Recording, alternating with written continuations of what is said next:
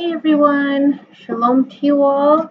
It's today's Monday's reading, our Monday reading that I have been working hard at giving myself over to Father and answering the call to Yeshua's ministry. And that's to go out and teach the nations, what it is Father's Word is all about.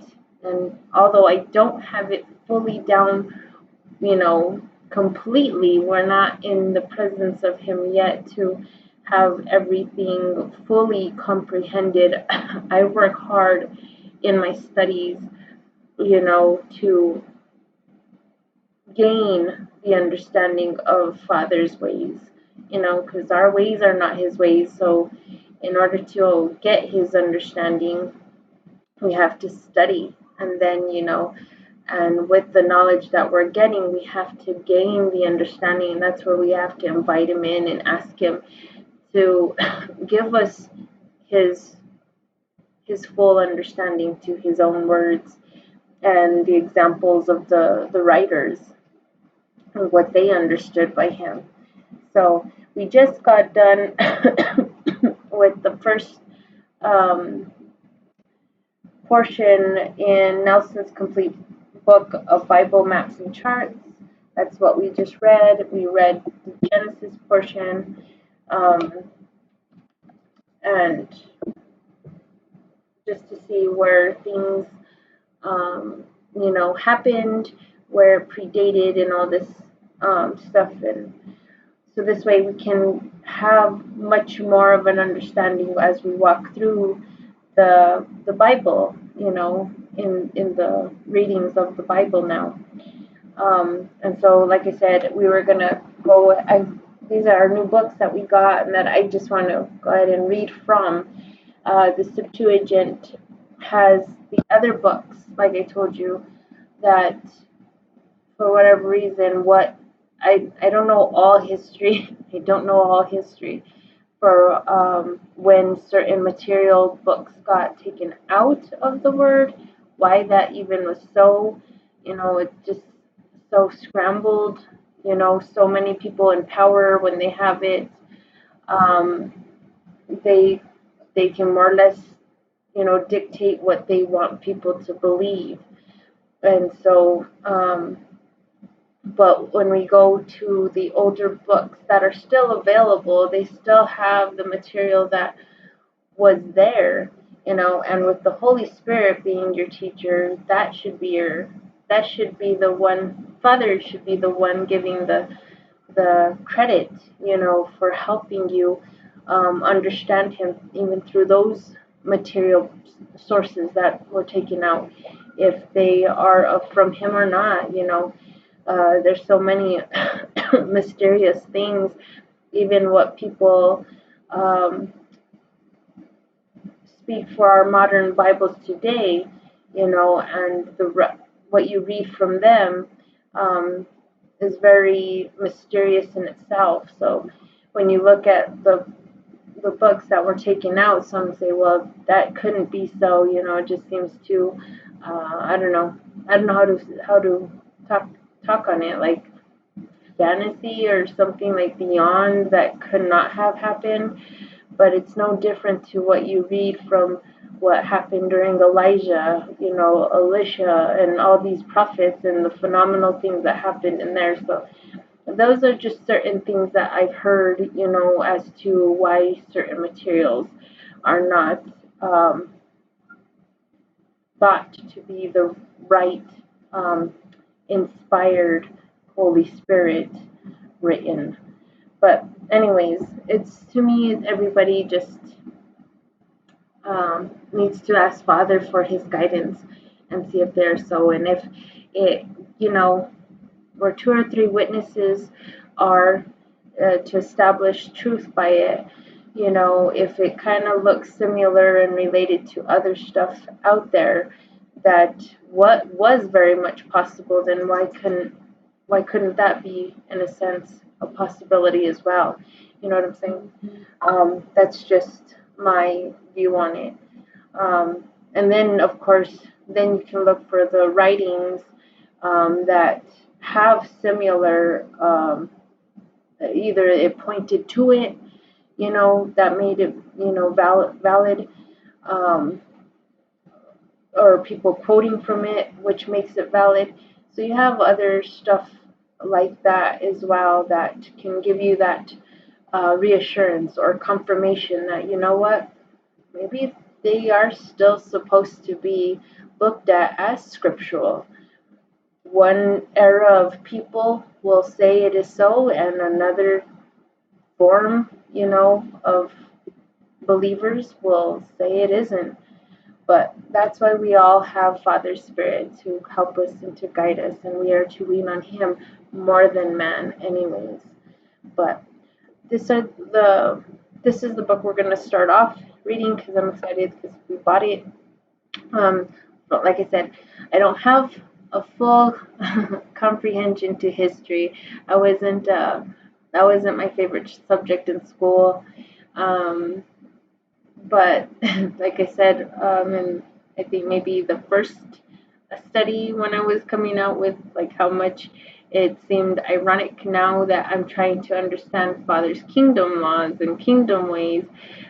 History is very important, and so, but even still, that it's not my biggest thing.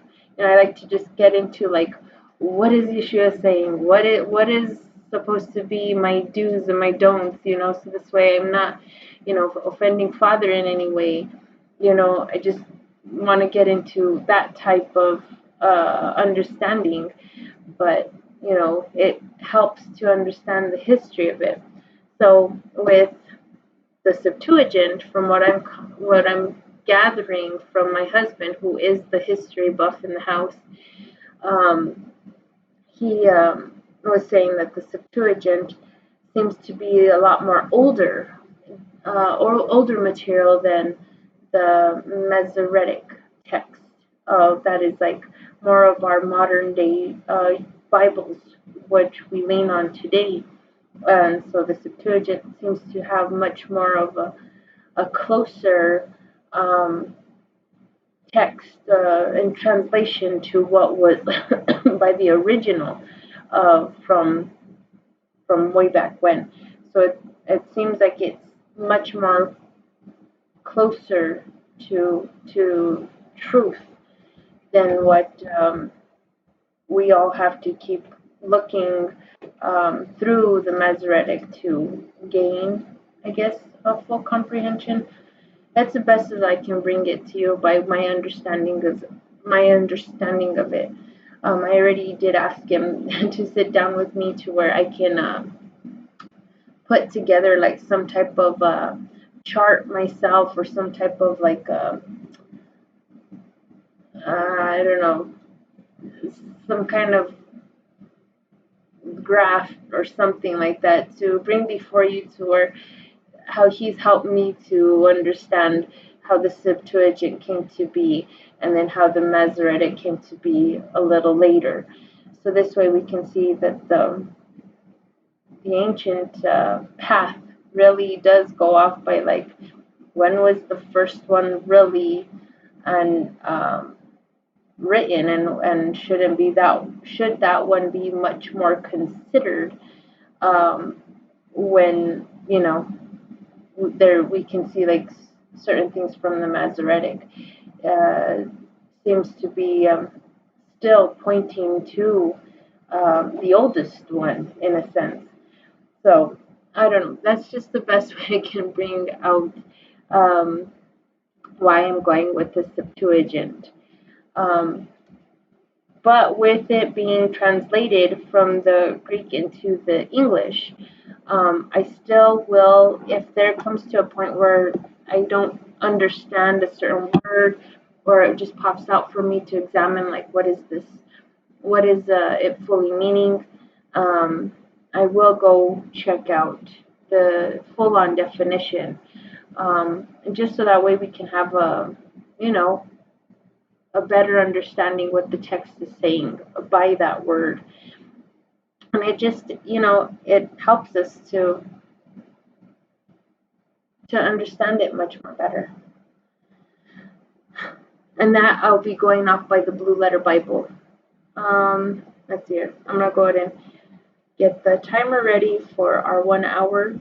But before I click it, I'm gonna go ahead and pray and lift up my study for the day, but for all of us, since some of you might be studying with me.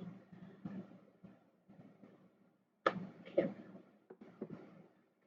I do have it ready. I don't know if you guys can see that. I know I let you guys see it all the time.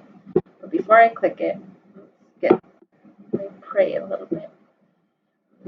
Father Yahweh, I come before you, lifting up my mind and my heart and my mouth before you. I lift up all of me, Father, that you may have your way in me before many, showing yourself, Father, and how me and you communicate with each other, my thinking process, and how you bring things to light when I have those aha moments where something just finally clicks and makes sense. Just the joy that I have in studying with you, Father, to show many that these are the things that make you smile. These are the things that we should want to do with you, and that is to know you.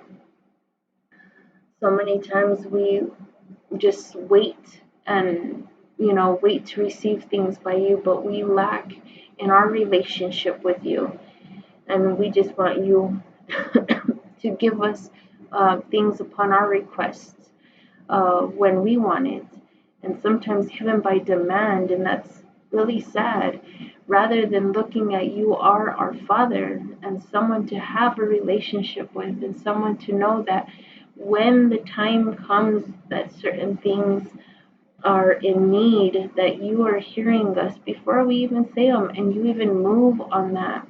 And we'll get to many examples by that where you just answered a prayer and before it was even done being spoken.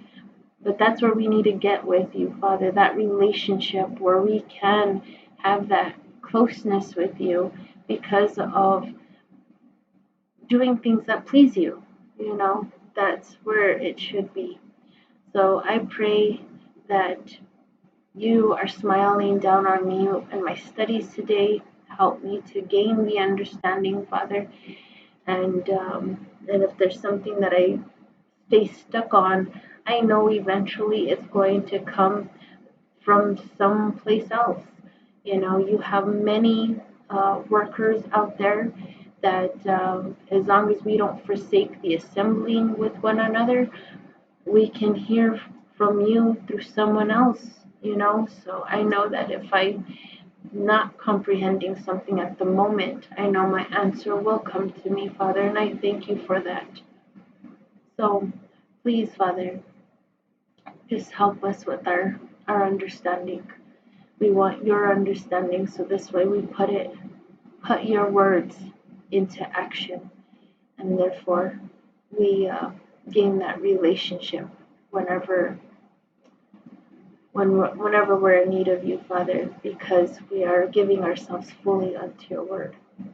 In Yeshua's name, Father, I thank you and I love you. Amen. Okay, so let's get started.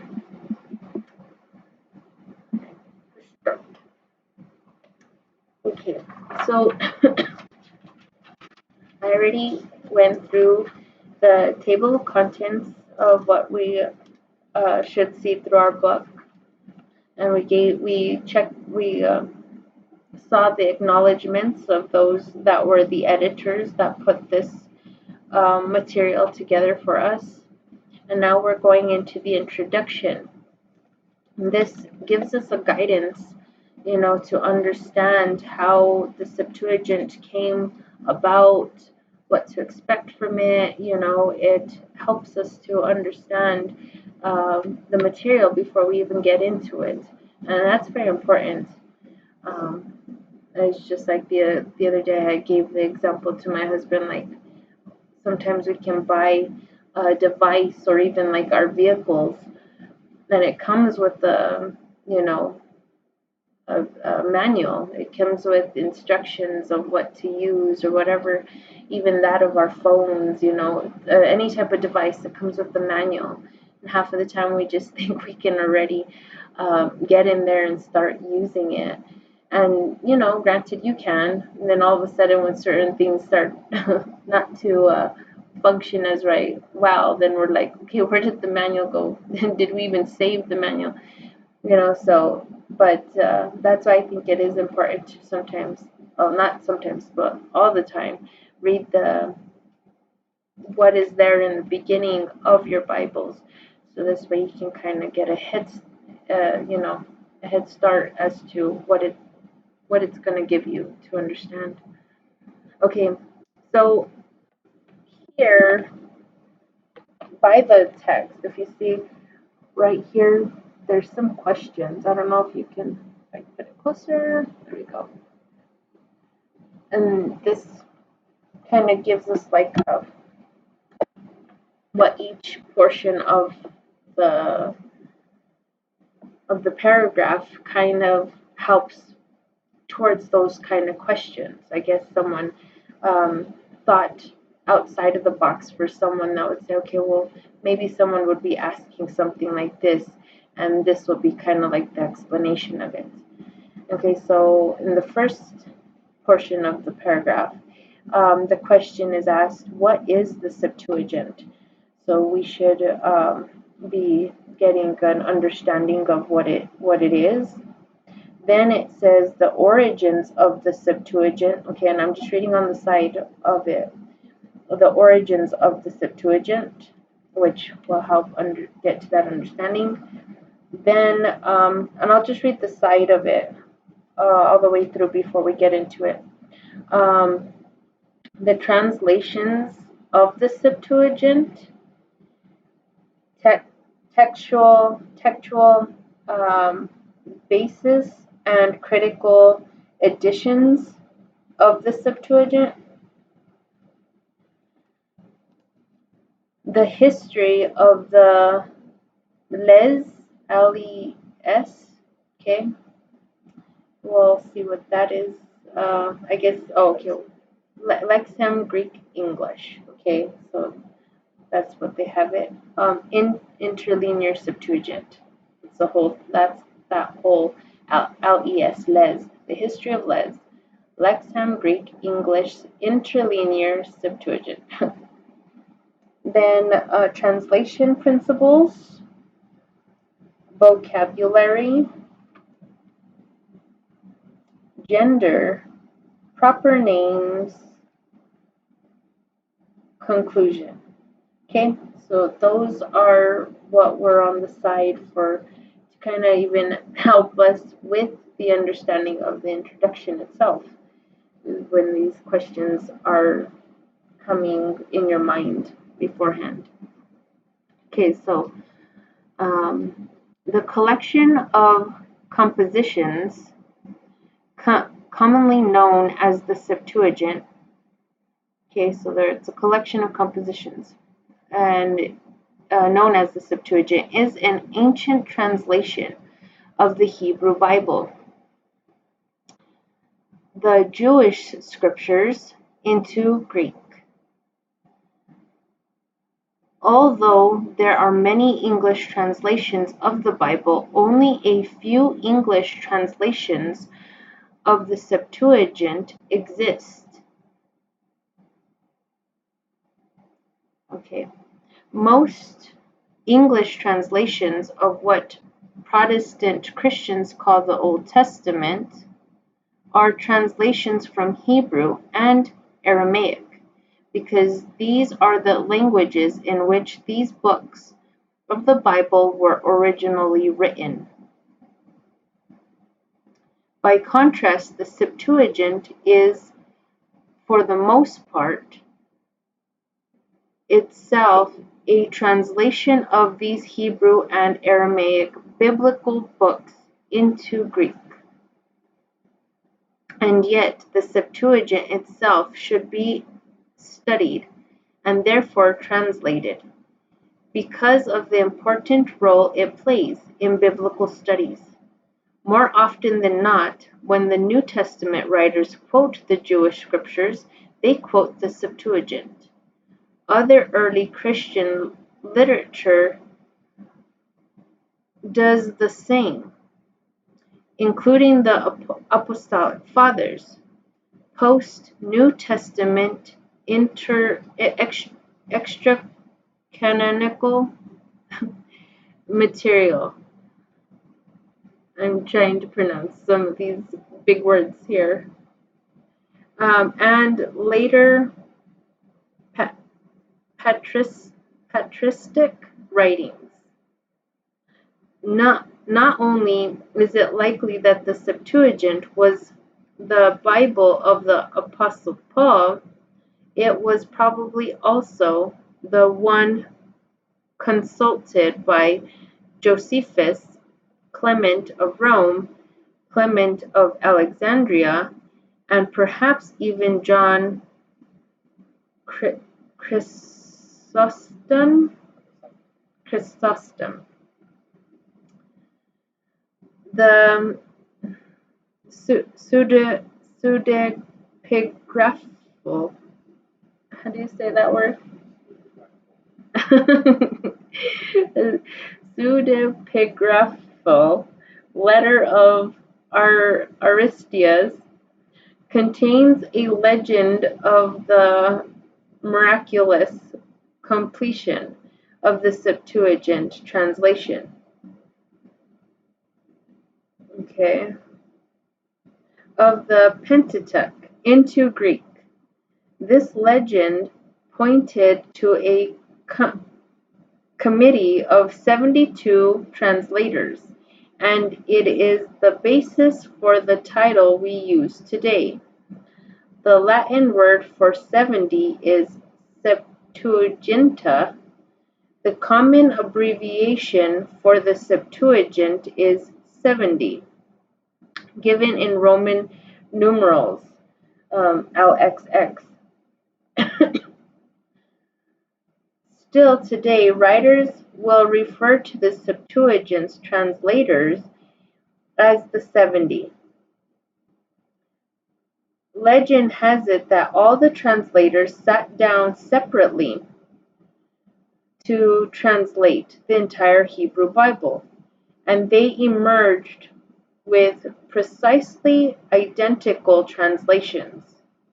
Okay, so that's just legend, I guess rumored sayings, that they all sat separately, and that when they translated it, everything that they were translating all came down to being precisely the same, identical.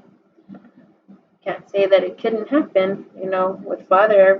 There's a lot of miraculous things that can come by Father. It has clearly always been a concern of believers that their translations be accurate. And the story of the 70 is an appeal to miraculous divine providence as a guarantee for accuracy. The reality, however, is that the various books of the LXX were translated by various people over several centuries. Beginning in the 3rd century BCE.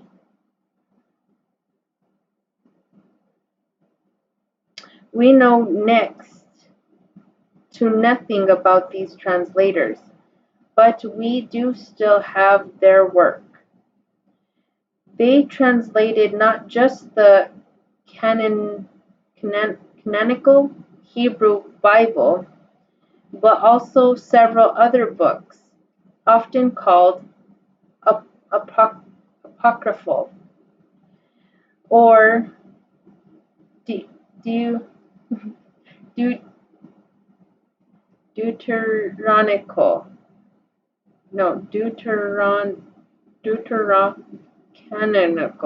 Canonical. Can't say these words. I'm so sorry. I hope you guys have the book and you could say it, knowing how to say it yourselves. It is hard to say these words. I like the apocryphal. Though they are accepted in some Christian traditions,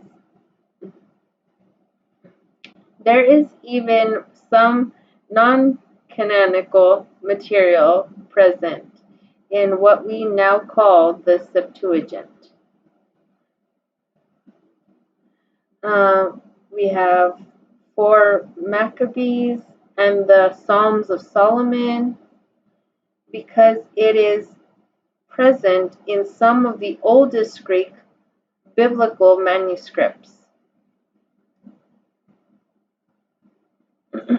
Because the books of the Hebrew Bible were translated by different people at different times, the Septuagint is not so much a single, uniform document as it is a compilation of translations, each of differing quality and philosophy. Some are relatively literal, translating word for word. Others are fairly dynamic, translating phrase for phrase or idea for idea. Some translate similar Hebrew terminology in different ways. The LXX also includes some documents that appear to have been composed originally in Greek. So any translation of this body of literature itself, largely but not entirely, a translation, will end up being diverse. Today there are only 3 English translations of the Septuagint that are widely available in print. One is the work of a single man, Lancelot Charles Lee Brenton, dating back to the middle of the 19th century.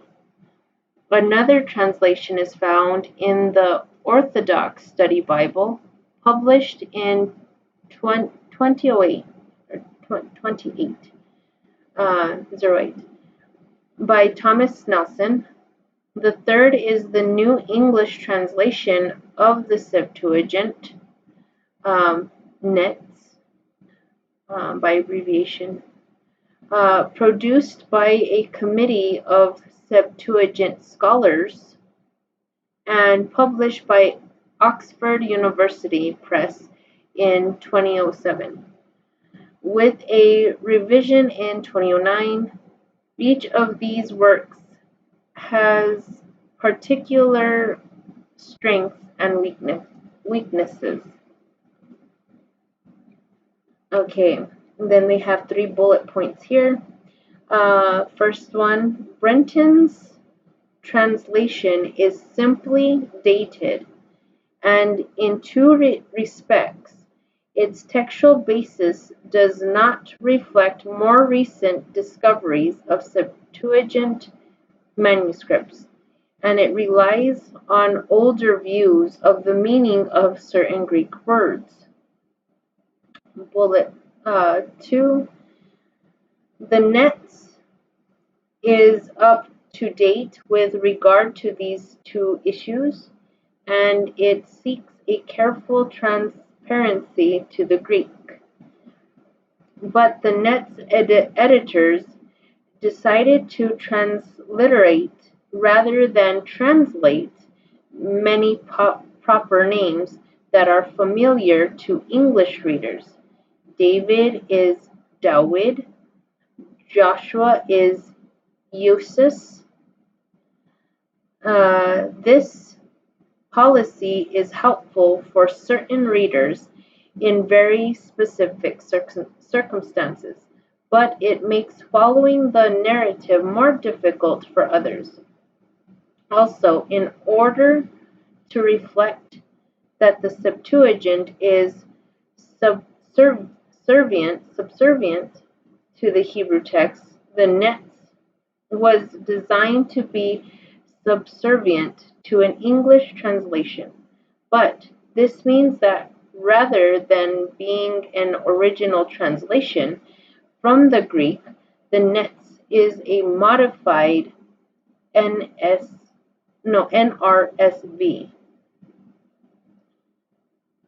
Okay, bullet 3.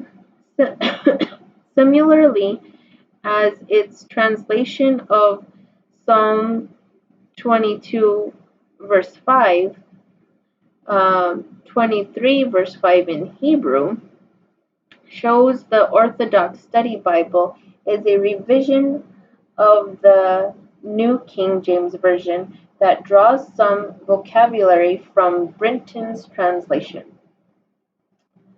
The Lexham English Septuagint, LES, then is the only contemporary English translation of the LXX that has been made directly from the Greek. It is not our goal to supplant any of these earlier translations, but just as those who use English translations in their study of the Bible find that insight and understanding of given passage can be enhanced by comparing translations. Our desire is that the LES would be one of the primary English translations of the Septuagint, consulted in one's study of the Jewish scriptures, of apocryphal deuterocanonical literature, and even of the New Testament and patristic literature. In languages other than English, the Septuagint has recently been translated into German as Septuaginta, Deutsch, I hope I'm saying that right, LXXD from 1999 to 2008, a Spanish translation, La Biblia Griega, was published in 4 volumes from 2008 to 2015. A French translation project, La Bible de Alexandrie, I don't know how to pronounce the French there, was started in 1986 with a volume on Genesis and is now nearing completion. There are two main types of editions of original language texts: eclectic, and diplomatic. An eclectic edition attempts to recreate the earliest form of the text based on available manuscript evidence and text critical principles. It represents no single manuscript, but uses the best readings from all available manuscripts in an effort to represent a form of the text that best explains how the alternate readings came about. Many eclectic editions have a textual apparatus that lists evidence for the reading adopted in the text, as well as for the variant readings. For the New Testament, the Nestle-Aland family of printed Greek New Testaments provide examples of eclectic editions, which that's the one that we're going to get into um, after, of course, this whole book is read. Okay, for the Septuagint, Alfred Ralph's edition, 1935, and the still in progress Got, Göttingen editions are the available eclectic editions. In eclectic editions, the editor makes a decision regarding the original text for each word. Eclectic editions include a textual apparatus at the bottom of each page listing variant readings from other manuscripts.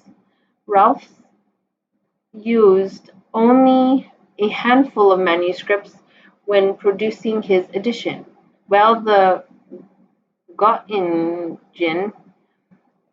editions aim to be comprehensive, listing every variant in all available manuscripts. A diplomatic edition of an original language text, by contrast, is a transcription of a single manuscript in its entirety, supplemented from other manuscripts only when content is missing from the primary manuscript. Diplomatic editions may also offer an apparatus of variant readings, but they do not indicate which reading is considered better or preferred. H.B. Sweeties? I don't know how to say that last name, I guess. Sweet? Okay. H.B. Sweet's edition of the Septuagint, the Old Testament in Greek according to the Septuagint, is an example of the diplomatic edition. For the most part, it provides the text found in Codex Vaticanus, which is also an important witness to the text of the Greek New Testament. Where Vaticanus is missing material, the text comes from comparable manuscripts such as the Codex Alexandrinus and the Codex Sinaiticus. Sweet's edition also provides an apparatus listing significant variations found in other major manuscripts. The Les is a translation of Sweet's edition, the best diplomatic edition of the Septuagint that contains an apparatus of variant readings. For most books, Codex Vaticanus is generally of better quality, fewer errors than other manuscripts. So for a diplomatic text, Sweet chose his primary manuscript well. The fact that the Les is based on a diplomatic edition carries some implications for the translation style of the Les, because in a diplomatic edition the text represents an actual manuscript rather than a hypothetical original text. In the case of the Les, this means the point of reference is the person reading the Greek manuscript rather than the person translating the Hebrew into Greek. In other words, the Les has in mind the translation not as produced, but as received. The Les seeks to replicate in English the same sort of reading experience that an ancient Greek speaker would have had when reading the Septuagint and Codex Vaticanus. One textual issue that requires explanation is the presence of alternative texts. These appear for two distinct reasons. First, the Book of Tobit appears in two versions because the text of one of the oldest manuscripts, Codex Sinaiticus, is so different from that of the other two oldest manuscripts, Codex Vaticanus and Codex Alexandrinus, that it would have been cumbersome to point out each of the differences in the usual way. In the critical apparatus, instead, Sweet opted to print the Sinaiticus version of Tobit separately below the Vaticanus version. Correspondingly, in the Les, both versions of Tobit are translated separately, with the Sinaiticus version as the alternate text. Second, the Book of Daniel appears under the label alternate texts because of the reception history of the multiple translations of the Bible into Greek. The Septuagint, i.e. the translation attributed to the 70 translators, was not the only translation of the Jewish scriptures into Greek in ancient times. Other translations appeared within a few centuries. Translations attributed to Theodotion, Aquila, and Symmachus. In the case of the Book of Daniel, with its additions Susanna and Bel and the Dragon, the older LXX translation actually fell out of favor among early Christians. In its place, the translation of Theodotion began appearing in manuscripts of the Bible. This Theodosianic version of Daniel was so popular in biblical interpretation that it was the version that Vaticanus used, and Sweet decided to print both it and the LXX version of Daniel in the Les. Theodosian's version from Vaticanus is included as an alternate text, and the older LXX version is printed in the main text. The Les began as an interlinear edition of the Lexham English Interlinear Septuagint, which was edited under the leadership of Randall Tan. A diverse and talented group of translators created this original interlinear edition, upon which the Les is based.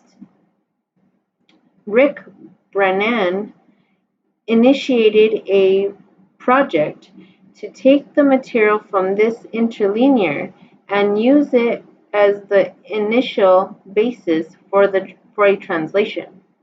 He wrote a program to reassemble as much as possible the interlinear lines into English word order. He invited Michael Aubrey, Isaiah Hoggendick, Israel Loken, and Ken M. Penner to serve with him as contributing editors, and supplied them with this machine-generated text to edit, in consultation with the Greek text, of course, into readable English.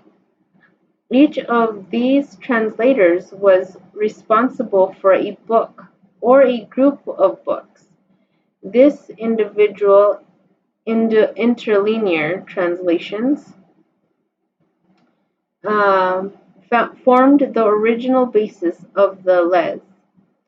The degree to which each of the contributing editors is responsible for the Les translation of their allotment depends on how much work the Lexham Greek English Interlinear Septuagint for those books needed in order to become readable English. The amount of work varied, and the result is that the wording of some books of the interlinear is retained more than others. The goal of the Les was to transparently match the interlinear as much as possible.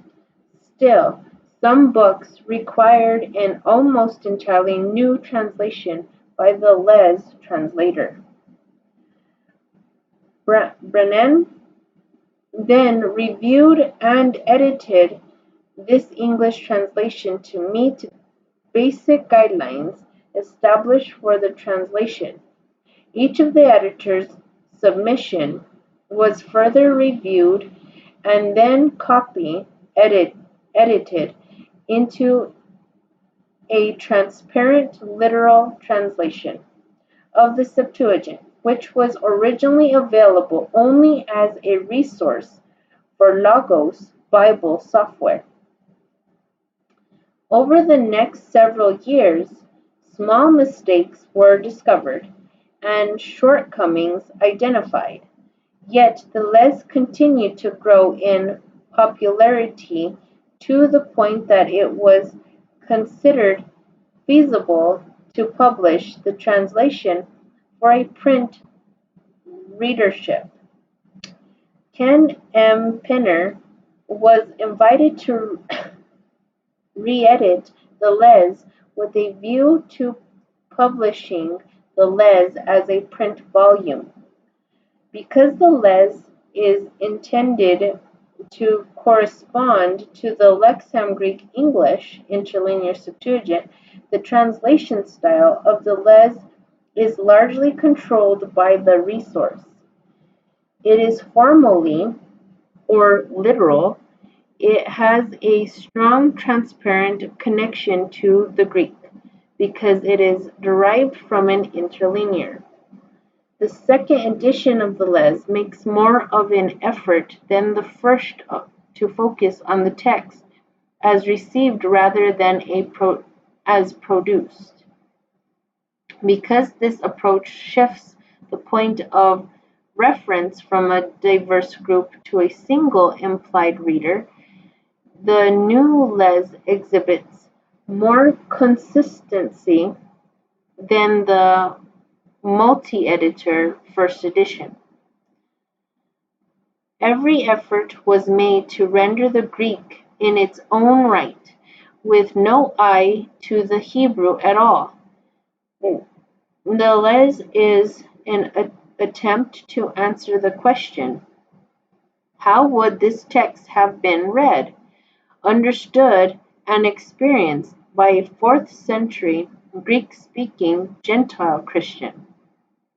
This implied readers' knowledge of Hebrew and Jewish customs is implied readers' knowledge of Hebrew and Jewish customs is restricted to what could be learned from the Greek scriptures and by observing 4th century Jews in the Greco-Roman world. The English translation should fill it idiomatic, where the Greek is idiomatic. Am I saying that word right? Idiomatic? Hoping. Okay. It should feel formal where the Greek is formal. It should feel foreign where the Greek feels foreign. In other words, it is not only acceptable, it is positively desirable for the les to feel like a translation to the extent that Greek readers would have been aware that they were reading a translation. Ideally, the translation should be as rough or as smooth as the Greek would have seemed to a Greek reader who knew no Hebrew. Sometimes in Ecclesiastes, this meant translating some rather unconventional use of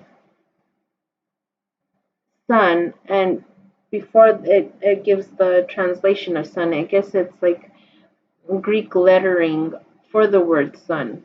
Okay, so some rather unconventional uses of, and like I said, there's like, I'm thinking Greek writing here, but in parentheses it says the word son for that. Into awkward English. Sometimes it meant that phrases that were idiomatic in Hebrew but not in Greek. Such as prepositional expressions using body parts, were translated literally into English, just as they were into Greek. In cases where periphrastic um, prepositions involving, and here's another Greek word, but in parentheses it says prosopon, were idiomatic Greek. An idiomatic English translation appears in the text. But since, according to Marauka's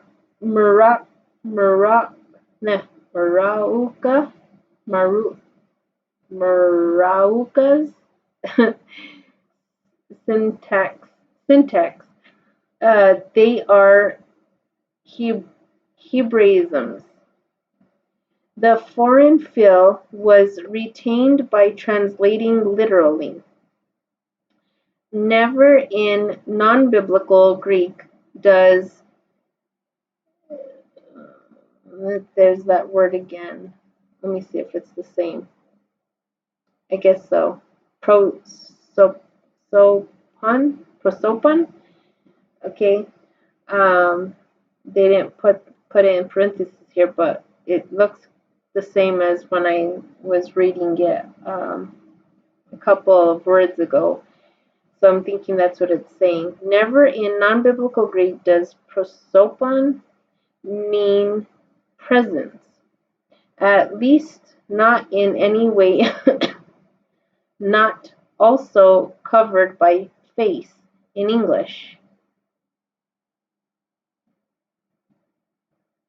So it should not be so translated in English. Greek readers were able to make sense of these foreign sounding expressions, and English readers can too. Most commonly, this principle meant that Greek kai should almost always be and a Greek reader would be struck by the lack of variety in conjunctions to produce a similar effect in English. Kai as a conjunction should consistently be and rather than so or then or but, as much as possible without changing the sense. On the other hand, where the Greek style was typical, as in most of the books of the Maccabees, the English of the Les is idiomatic as well, where a phrase would have sounded formulaic but not foreign, such as, here's another Greek word, but in parentheses it says "tade." I don't even know how to pronounce this one. I guess it's Greek pronunciation, "tade" or "tade," "tade." Yupen legai, legiai, I don't know.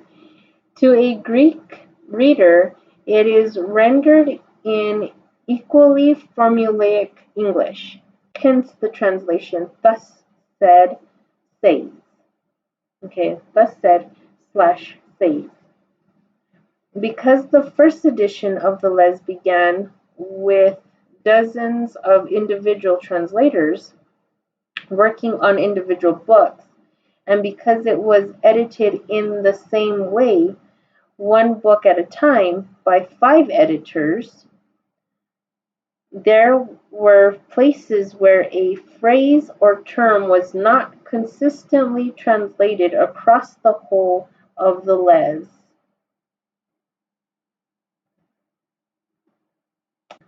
For example, one translator might have rendered, there's a Greek word here, as piety, or pity. Oh yeah, pity. Huh? No, there's no E in it. It's P-I-T-Y, pity. And the others as mercy. The second edition of the Les makes more of an effort to focus on the text as received rather than as produced, and therefore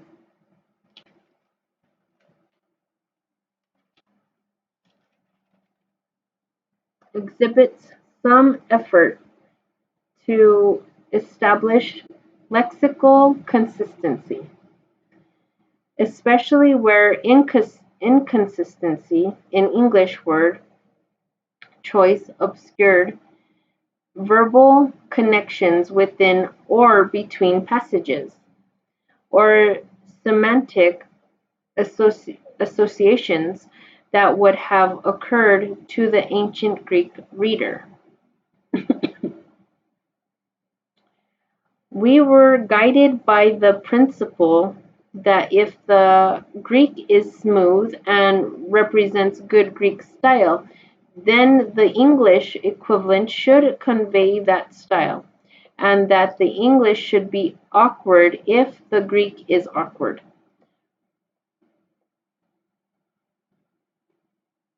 Applying this guiding translation principle to vocabulary prompted 2 guidelines. One, where the Greek has a common word, use a common English word. Where the Greek has unusual, one might say marked, vocabulary, use similarly unusual English diction?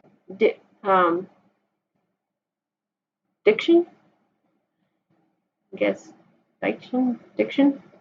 Number 2, make it possible to notice the same verbal connections that a Greek reader would, both within a passage and between passages, where words are cognate in Greek, such as nouns and verbs from the same root.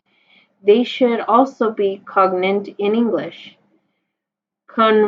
Conversely, because an English reader might infer that a certain Greek word lies behind each instance of a certain English gloss, we sought consistency in both directions. For example, they have a Greek word here, should never be replied, rather than said, because the English reader might infer a different Greek word if replied were used.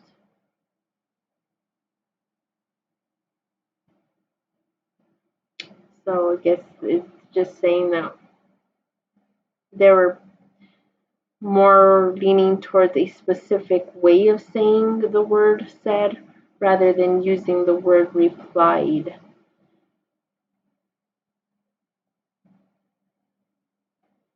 Okay. It's just all history of how this edition came to be. It's all we're getting is like the history of how this um, came to be.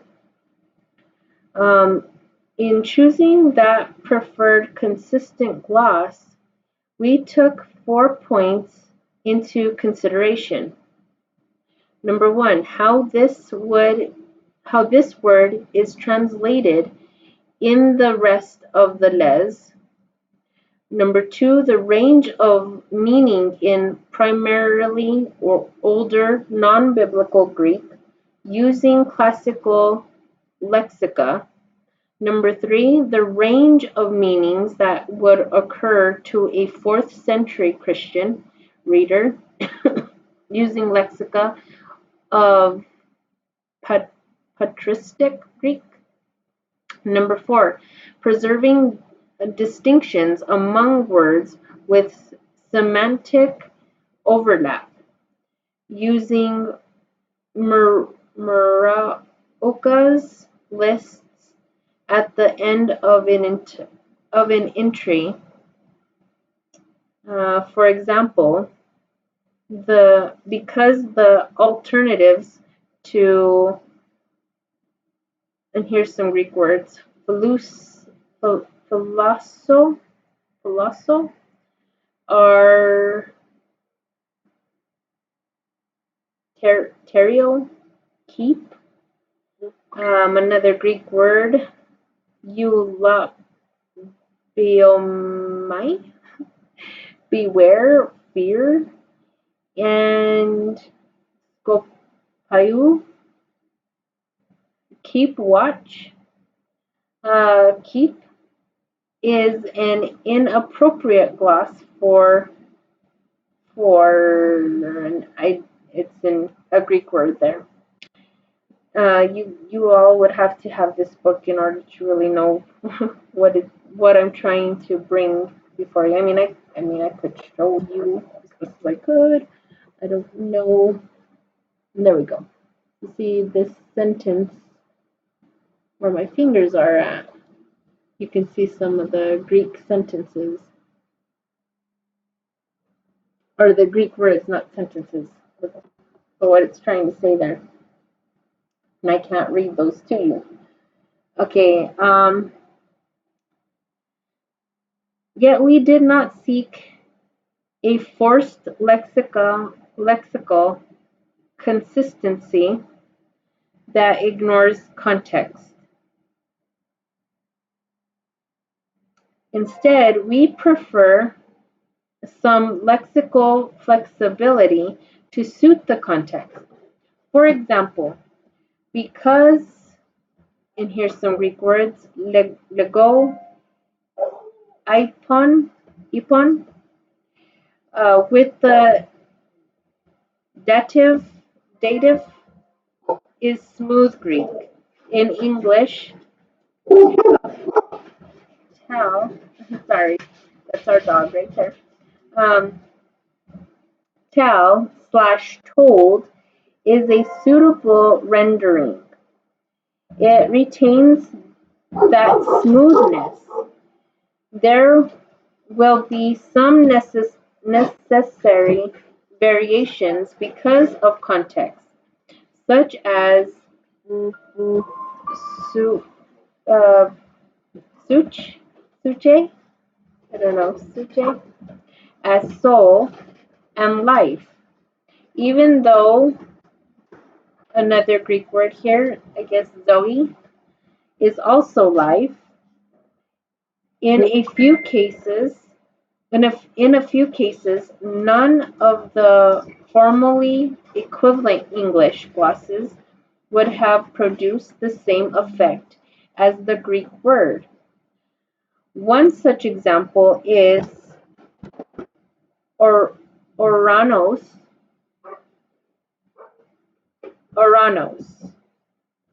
Okay. Sky and heaven would both seem to be candidates, but neither is adequate because, and there's another Greek word, um, connoted a divine realm, whereas in current English, sky has only physical connotations. On the other hand, heaven is used in contemporary English is almost exclusively about post-mortem rewards, which were not at all implied by, and there's a Greek word there. Consequently, the preferred English equivalent is the heavens, despite the grammatic mismatch in number. The shift from the third second century BCE Alexandria LXX as produced to the 4th century Christianizing Roman Empire, the time Codex Vaticanus was first read, did not yield many cases in which the semantic range of a word had changed so much as to warrant a different translation. But in those cases in which the meaning had evolved, mainly due to the influence of the New Testament, the meaning at the time of reception would take precedence.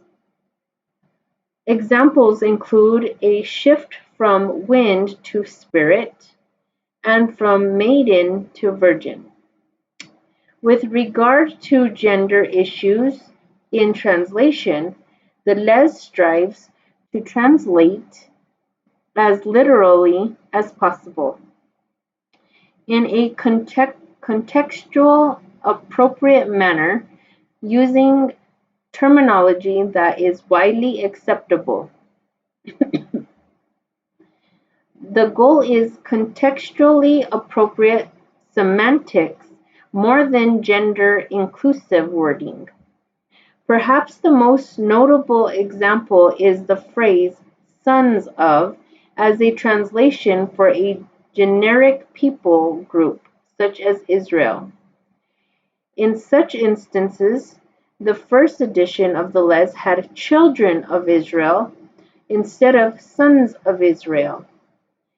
And for people groups other than Israel, "descendants of" was used in place of "sons of." In each such instance, a note was included indicating the alternate translation, "sons of." This second edition has eliminated these footnotes and consistently uses the translation "sons of."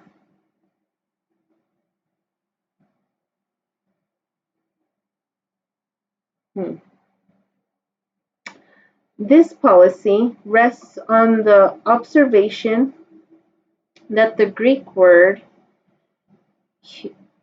"huios," translated "sons," almost never refers to both genders.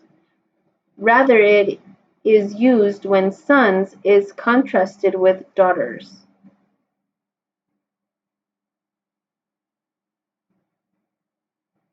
as contrasted with daughters.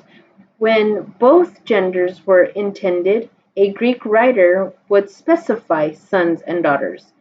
Similarly, although the first edition of the Les sometimes translated the Greek word for fathers with the gender-inclusive ancestors, when the context suggested earlier generations, the second edition uses fathers more consistently on the basis of Greek usage. These translation equivalents bring today's reader to the ancient culture rather than the reverse.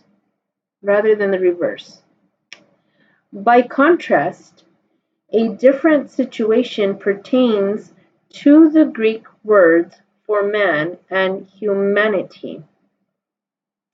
Greek has both a gender-specific word for man and gender-inclusive word for humans or people.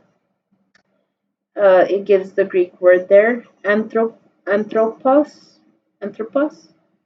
Only very rarely is, I guess, anthropos contrasted with women.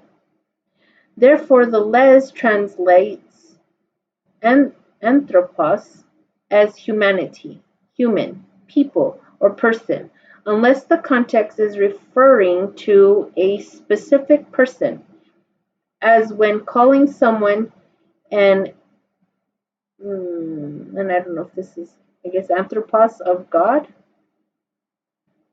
So, human of God, maybe, people of God, person of God. Translating this phrase as a person of or human of God would yield awkward English where there was normal Greek. In such cases, man or woman is preferable in order not to distort the impression that would have been made on the ancient Greek reader. A long-standing issue in Septuagint studies has been how to render. A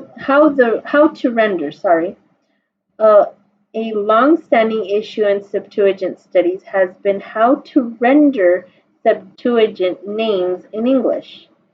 Hatch and Redpath, to their credit, include an appendix of more than 160 pages with listing of Greek proper names, their instances, and their Hebrew equivalents where available. This appendix is the best resource available today on proper names in the Septuagint. Recent Greek English lexicons of the Septuagint largely skip over the problem regarding the inclusion of proper nouns in their lexicon. Lust, in nickel, and Uspy note, proper names are included only when they are a transliteration of Hebrew words that are common nouns. And that takes care of the hour mark. Let me see here. We're nearly done, so what I'm thinking I'm going to do is I'm just going to carry it out so I can get through all this introduction. I know it's very wordy. It's a lot to do with the history of how it got started, what it took to get all this translation of the Greek, without even having, I guess, like it said earlier, without even looking at Hebrew translations, I guess, but you still have to know certain of the culture, I guess. I don't know. From what I'm making out of it, anyways, to get a Hebrew Greek or Greek Hebrew reader back then to understand um, the context of it, or to read it well. But we're almost done, so I'm going to go ahead and just finish it off. So that's that one moment I told you, if we go a little bit over an hour, well then it's okay. Okay, so let's go back a couple. Okay, so recent Greek English lexicons of the Septuagint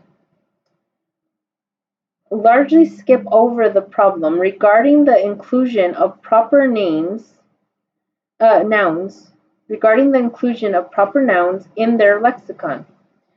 Lust, inical, and housefly. Note, proper names are included only when they are a transliteration of Hebrew words that are common nouns. Murahuka does not mention proper nouns in his front matter, and he seems to include only the most common proper nouns. I guess like the example of that would be by Moses. It has like, I guess, a Greek name there, which is Moses. In the body of his lexicon. This means that outside of Hatch and Redpath, one of the best references to consult regarding names in the Septuagint is actually a lexicon of New Testament Greek, BDAG, which has entries for names that occur in the New Testament, many of which also occur in the Septuagint. The NETS tends to render Greek names by transliteration. They describe their method. Names have been treated in essentially two ways. One, as translations of Hebrew or Aramaic.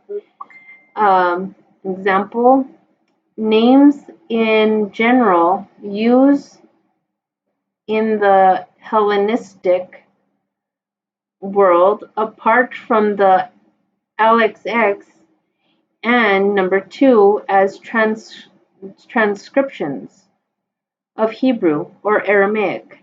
An example, names produced de novo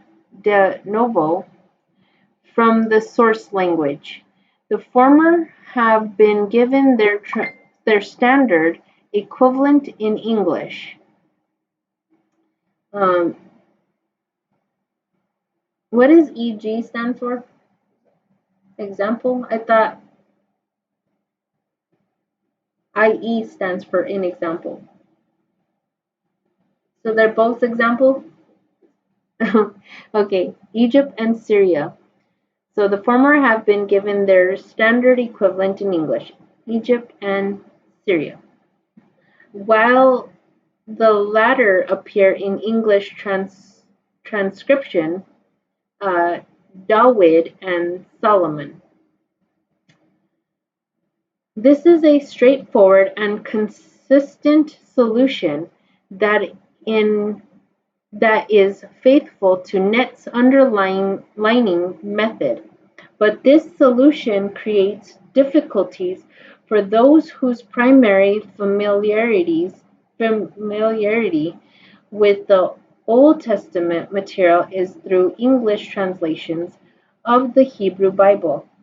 Although some transliterations are easy enough to recognize, such as Jeremiah, which is Jeremiah, others don't correlate in ways readily obvious to all readers, such as Selo, which is Shiloh, and some are possibly confusing, such as Usus, meaning Joshua, Names are difficult enough to track in English translations of the Hebrew Bible when they are rendered in English transliteration of their Greek form. Some names become virtually impossible to identify. Therefore, where possible, the Les uses the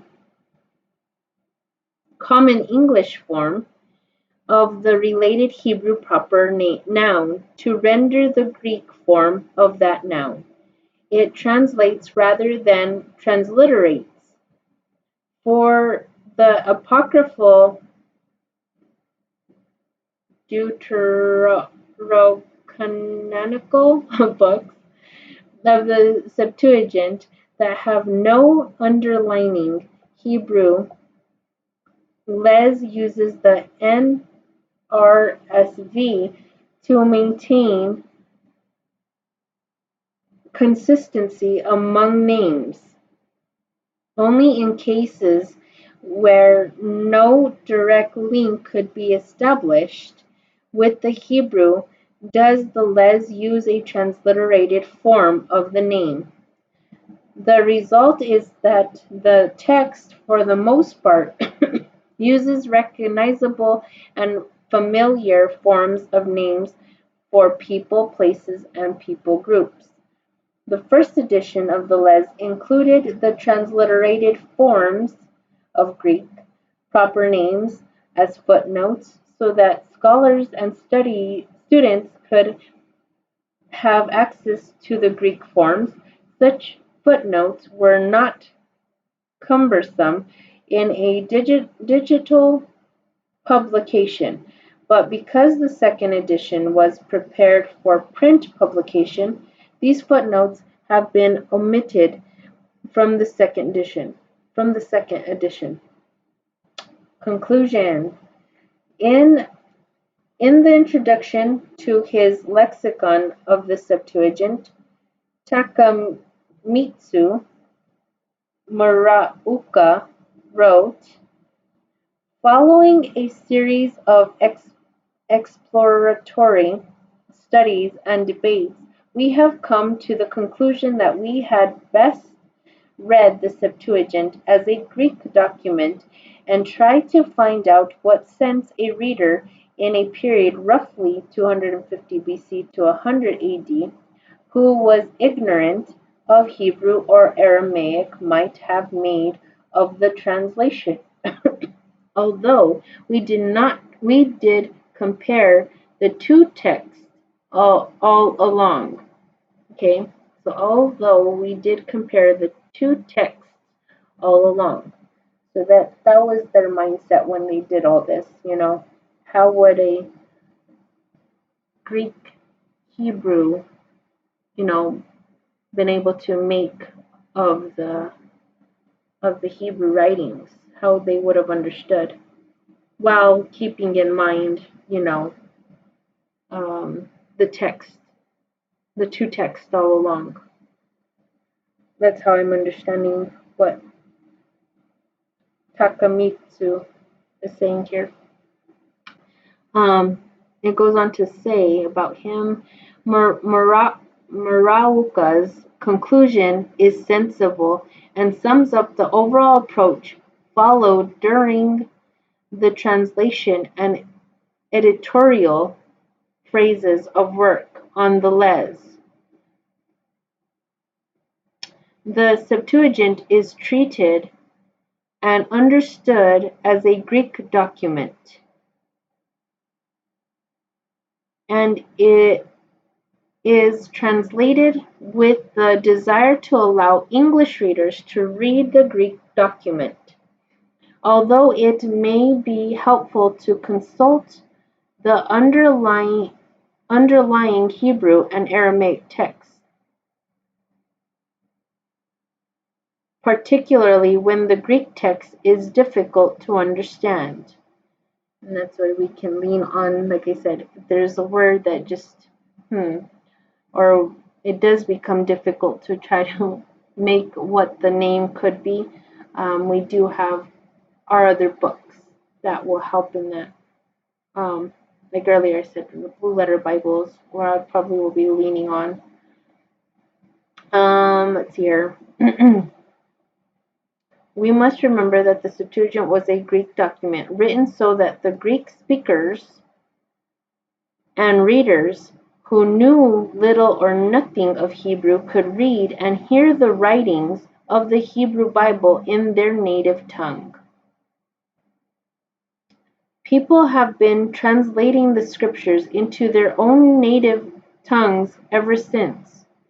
We trust you will find this translation of the Septuagint useful in your studies.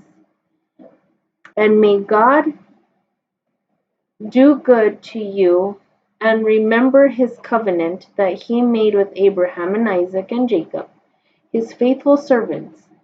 And may he grant you all a heart for everything to worship him and do his will with a strong heart and a willing soul. That quote comes from 2 Maccabees chapter 1 verses 2 to 3 in the Les. The name under all this is from Ken M. Penner and Rick Brennan, July 2019. That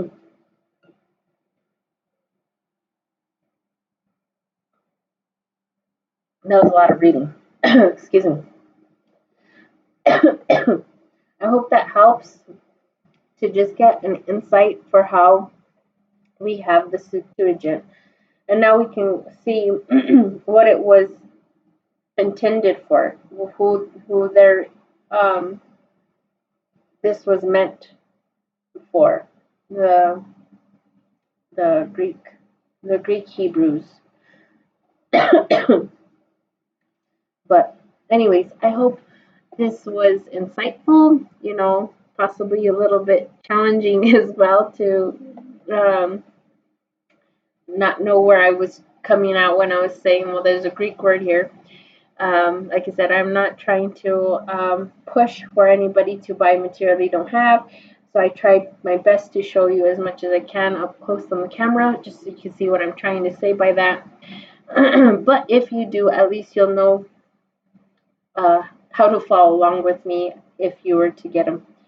But anyways, that takes care of the introduction part.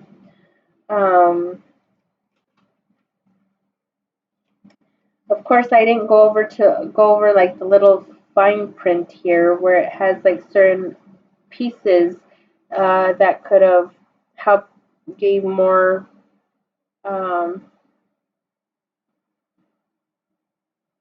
clarity, because there's certain words that have like a little number above it, and then underneath the context there's like a small little fine print to what those numbers are pointing at. I didn't go over all that, but either which way, we got the understanding of the Septuagint. And then before we get into Genesis chapter 1, it just gives out resources, and I'll just quickly read over that. It's just, a little page here. And it says, in the Septuagint Resources, what follows is a selective bibliography of books, useful as starting points when working with the Septuagint. Okay, so these are their references for us that they would be useful while reading the Septuagint. Okay. They have Itkins James K. ed. The T&T Clark Companion to the Septuagint, London, T&T Clark 2015. There's Alexander Patrick H., Society of Biblical Literature and Shirley Decker Luke, the SBL Handbook of Style for Ancient Near Eastern Biblical and Early Christian Studies, Hendrickson, 1999, Buer, Walter, A Greek-English Lexicon of the New Testament and Other Early Christian Literature, 3rd edition, edited by Frederick William Danker, third edition, I guess. University of Chicago Press, 2001. Brenton Lancelot Charles Lee, The Septuagint Version of the Old Testament. English translation, London, Samuel Bagster and Sons, 1870. Chamberlain Jerry Allen, edition, The Greek of the Septuagint, a Supplemental Lexicon, Hendrickson, 2011. Brock, Sebastian P. Charles T. Rich, I don't know how to say his last name, I am sorry, and Sidney Jellicoe, a classified bibliography of the Septuagint, Arbianton zur Literatur and Geschichte des Hellenistischen. I'm not doing good here. Judentums. Leiden Brill, 1973. Dimes Jennifer Mary and Michael Anthony Nib, The Septuagint. London Continuum, 2004. Dagnes Sicily, Bibliography de la Septante, 1970 to 1993. Leiden Brill, 1995. Fernandez Marcos, Natalio, The Septuagint in Context, Introduction to the Greek Version of the Bible, Leiden Brill, 2000. Hatch, Edwin and Henry A. Redpath, A Concordance to the Septuagint and the Other Greek Versions of the Old Testament, Baker Academic, 2005. Jobez, Karen H. and Jess Arlene, Discovering the Septuagint, A Guided Reader, Grand Rapids, Crego Publications, 2016. Jobez, Karen, and Moises Selva, Invitation to the Septuagint, Grand Rapids, Baker Academic, 2000. Law, T.M. When God Spoke Greek, The Septuagint and the Making of the Christian Bible, Oxford University Press, 2013. Liddell, Henry George, Robert Scott, Henry Stuart Jones, and Roderick Mackenzie, A Greek-English Lexicon. I don't know what these words are. Rev and Augum, REV and AUGM. Oxford Clarendon Press, Oxford University Press, 1996. Lust, Johann. Eric Yingnickel, Inical, and Katrin Husby. Greek English Lexicon of the Septuagint. I don't know if Rev is revised. REV, period, BLG, period. Hendrickson, 2008. Marauka, TA, Greek English Lexicon of the Septuagint. Peters, Peters, 2010. And then Marauka, TA, Syntax of Septuagint Greek. Peters, 2016. Pietersma, Albert, and Benjamin G. Wright. EDS, a New English Translation of the Septuagint, Oxford University Press, USA, 2007. Ralphs, Alfred, and Robert Hanhart, EDS, Septuaginta, Duce, Bibliography, I cannot say that word. 2006, something shaft, right?